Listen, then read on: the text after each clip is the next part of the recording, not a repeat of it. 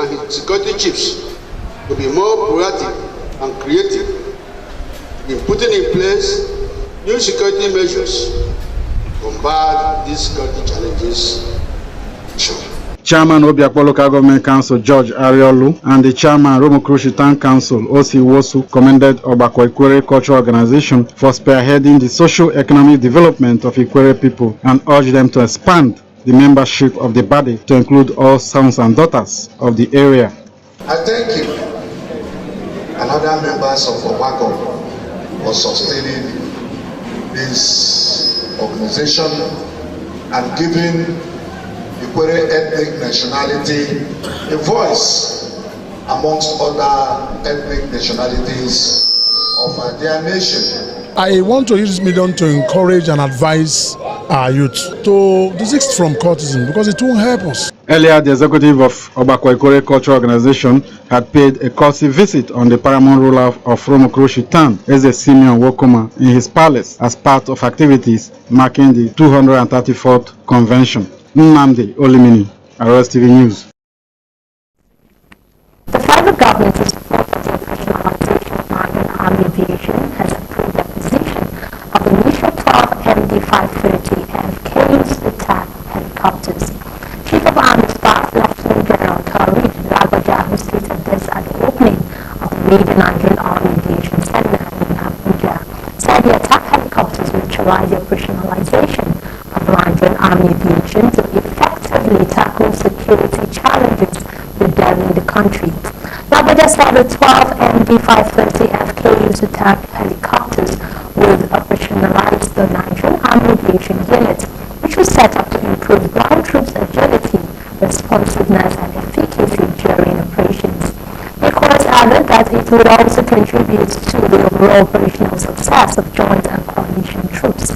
He explained that Army aviation was generally separate from a nation's dedicated air force, but usually equipped with helicopters and light support fixed-wing aircraft, while appreciating the president for buying into the aspiration of Nigerian Army to have an equipped aviation unit which would support ground troops as a focus on tactical and operational engagements. According to him, the experiences of nations like the United States, Pakistan, Colombia, Egypt, Kenya, Ethiopia, and Uganda are instructive in this area. The Army Chief noted that the Nigerian Army Aviation is being proactive by organizing the first Nigerian Army Aviation Seminar, which is in line with his command philosophy of transforming the Nigerian Army into a well-trained, equipped, and highly motivated force towards achieving its constitutional responsibilities within a joint environment.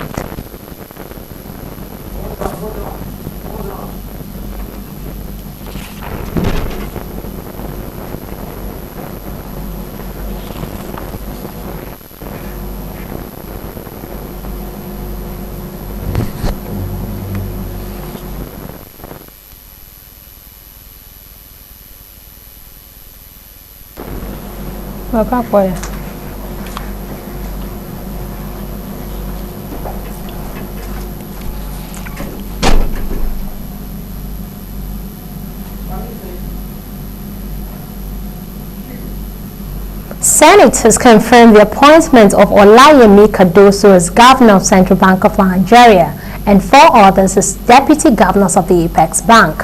They were confirmed following a screening by the upper legislative body. Senate President Godswill Akpabio said before their confirmation, the nominees had answered questions on matters related to economic and other policies. The confirmed deputy governors are Amen Nnana Osoro, Muhammad Sani Abdullahi Dajito, Philip Ikazo, and Bara Bello. During the screening, Cardoso promised to embrace compliance, assuring that the Apex Bank will remain apolitical under his leadership.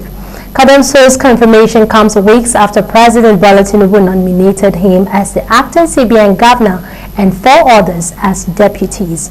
He assumed office last week, replacing the then acting governor of the CBN, Folashodun Shonubi. The House of Representatives have passed through second reading a bill which seeks to ensure that bills passed by the National Assembly are transmitted to the President for assent within 7 days. The proposed bill which seeks to amend the Acts Authentication Act 2004 with a view to provide the time frame for the performance of functions of the Clerk of the National Assembly and for related matters was jointly sponsored by the Speaker, Honorable Tajuddin Abbas, Deputy Speaker Honorable Benjamin Kalu, and 5 others. In his lead debate, Honorable Patrick Umar explained that the Acts Authentication Act 2004 was enacted to provide for the authentication and recording of acts of the National Assembly. It also prescribes certain duties to be performed by the Clerk of the National Assembly in preparation for the presentation of bills to the President for his assent, saying the enactment took effect on 1 of January 1962. According to Honorable Moore, the basis for the Authentication Act shows that there is no time frame given within which the Clerk of the National Assembly performs this specific function of ensuring that a certified true copy of the bills gets to the President for his assent. He also emphasized that the country's legislative system must be optimized to ensure that identified gaps in the entire legislative process are addressed. The Independent National Electoral Commission (INEC) has released timetable for the conduct of Edo and Ondo states governorship elections. In a statement signed by National Commission and Chairman, Information and Voter Education Committee Sam Olumekun, the Edo governorship election will be held on Saturday, 21 September 2024, while a similar election will be conducted in Ondo State on Saturday, November 16, 2024. Given a further breakdown of processes that will precede the elections, Olumekun disclosed that for the Edo election, party primaries will hold from 1st to 24th February 2024, while the submission of the list of nominated candidates via the online portal will start at 9 a.m. on March 4, 2024 and close at 6 p.m. on March 24, 2024. The INEC National Commissioner said ahead of the Ondo governorship elections, party primaries will be held from 6 to 27 April 2024, while the submission of the list of nominated candidates via the online portal will start at 9 p.m. on 29 April 2024 and close at 6 p.m. on 20th May 2024. For Edo State, the final list of candidates will be published on 23rd April 2024, while campaign in public by political parties will commence on 24 April 2024 and ends 24 hours prior to Election Day on 19 September 2024. According to the statement, before the Ondo election, the final list of candidates will be published on 18 June 2024. While campaign in public by political parties commences on 19 June 2024 and ends 24 hours prior to Election Day on 14th November 2024. The Commission appealed to political parties and candidates to note the activities in the timetable for strict compliance. You're still watching the news at 3 on Rstv. Do you love and care about River State and a peace? Let's build and take her to greater heights. This is the task we must accomplish. You can watch Rstv News live on YouTube at Rstv Online and on Facebook at Rstv22PH Online. You can subscribe and click the notification bell for updates on our live feeds. Coming up next, 100 people killed, 150 injured after fire broke out at wedding in Iraq's biggest Christian town. And in sports, Confederation of African Football confirmed Morocco as host of 2025 African Cup of Nations. Keep watching till we return.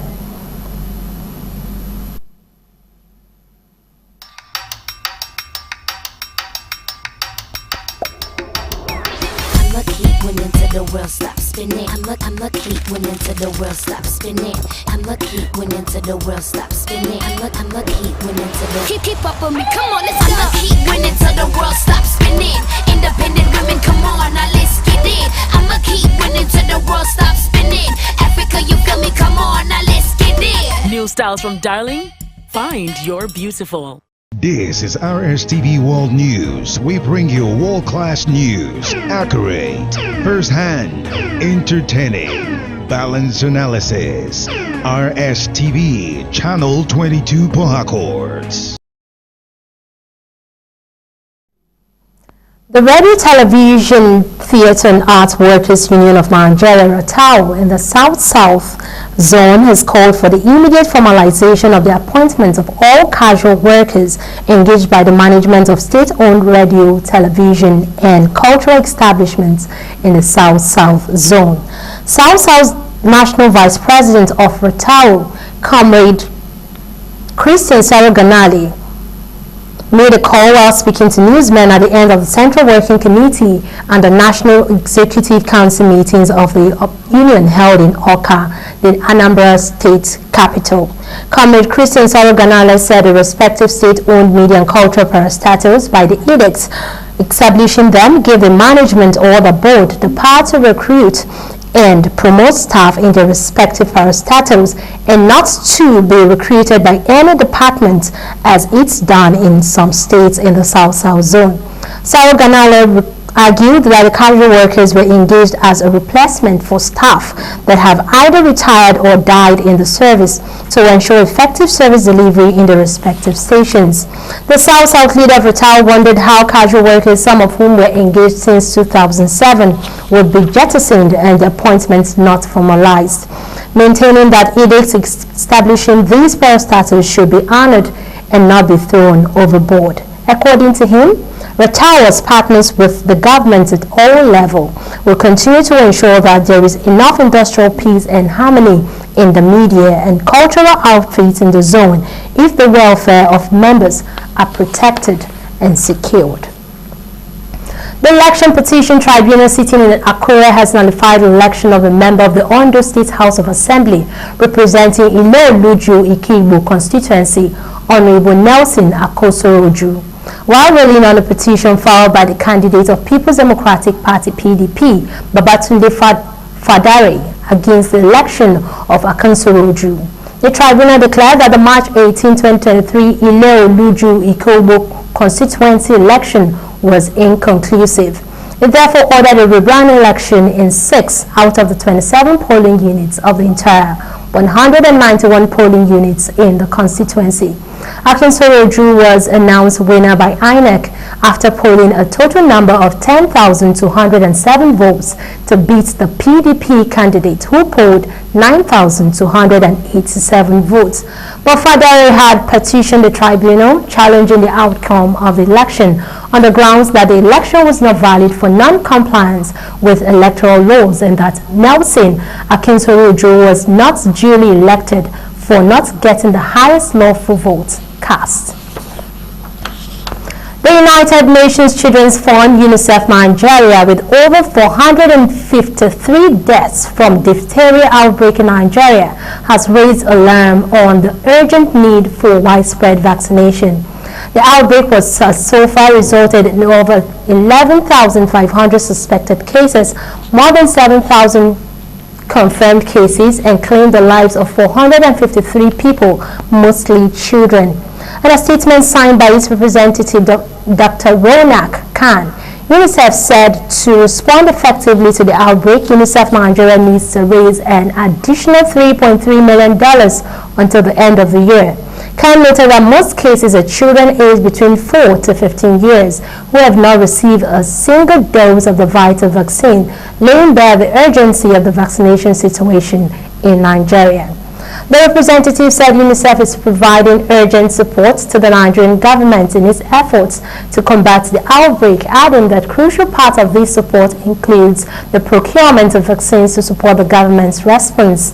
UNICEF Nigeria called on partners, stakeholders, and the international community to rally together to ensure that every child in Nigeria is reached with life-saving vaccines. Diphtheria is a serious infection of the nose and throat, preventable by a vaccine, with the symptoms of sheet of thick gray matter covers the back of the throat, making breathing hard. Kaduna Electric has announced that it had since started refunding customers who bought meters under the Meter Asset Provider Scheme (MAP). A statement signed by Head of Corporate Communication Abdulaziz Abdullahi in Kaduna says the repayment for the cost of the meters was in installments through energy token when a customer purchased online with the directives of the Nigerian Electricity Regulatory Commission (NEC). It added that the repayment will be completed in 36 months from the date of commencement of first installment. Earlier this month, NEC revealed the costs of both single-phase and three-phase meters of 88,123 naira and 154,622 naira VAT inclusive respectively. With the new development, Kaduna Electric advised its customers to hurry and purchase their meters through its map vendors, and their customers can visit any of the company's offices across its franchise for further inquiries.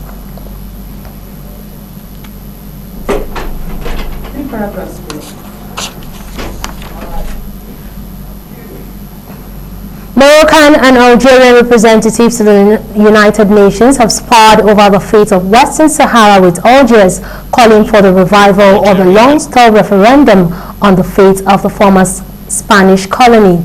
Algerian Ambassador Ahmad Benjama said the Algerians have chosen the camp of justice, decolonization, freedom, self-determination, and human rights.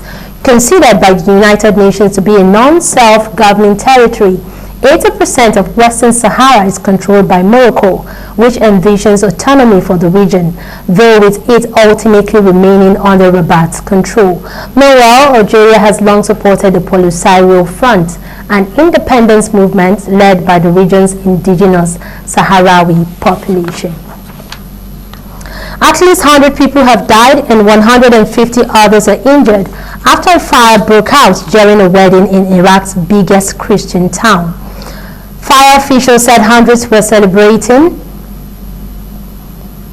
in a banqueting hall in Karakosh in Nineveh province when it happened. It is not known what started the fire, but flammable panels fueled the flames, causing parts of the ceiling to catch fire and fall. Iraq's Civil Defense Directorate said it was not immediately clear if the bride and the groom were among the victims. Footage posted online showed the couple on the dance floor before flaming chunks began falling onto the dance floor. Firefighters could be seen climbing over the wreckage of the building in search of survivors. On entertainment today, organizers of the Yoruba Cultural Exchange Festival in Chicago continued its mission of celebrating and recognizing individuals who preserve the rich culture of Yoruba land, both within and beyond Nigeria's borders. Bernice Raymond has more on this and other entertainment stories.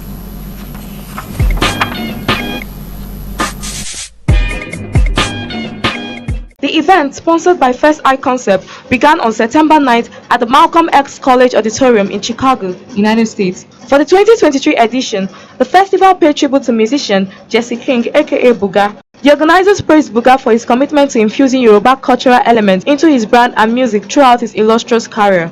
Buga, whose latest creation, Ijebu and Ikorodu, have been creating waves in the music scene. He received the Excellence Award of Preservation of Yoruba Music Genre.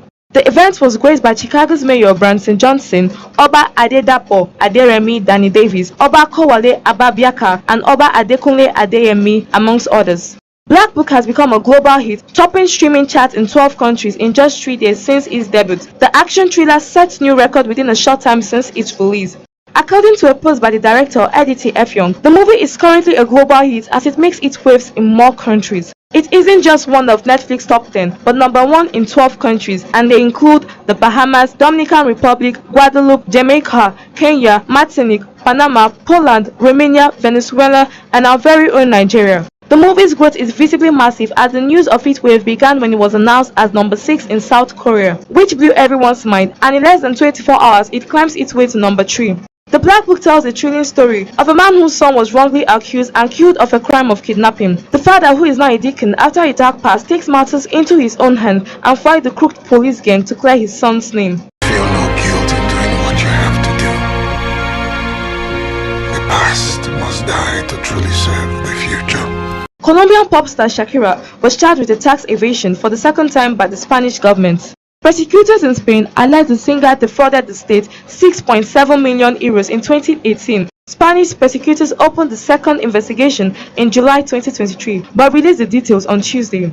The new charges hinge on the fact that in 2018, Shakira was living in Barcelona with football star.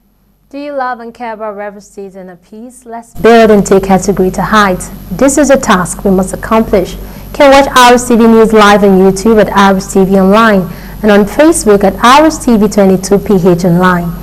You can subscribe and click the notification bell for updates on our live feeds. And that's it on the news at 3. Thank you so much for watching. I am Ubilijit Yara. Good afternoon. This is Rstv World News. We bring you world-class news, accurate, first-hand, entertaining, balanced analysis. Rstv Channel 22 Port Harcourt.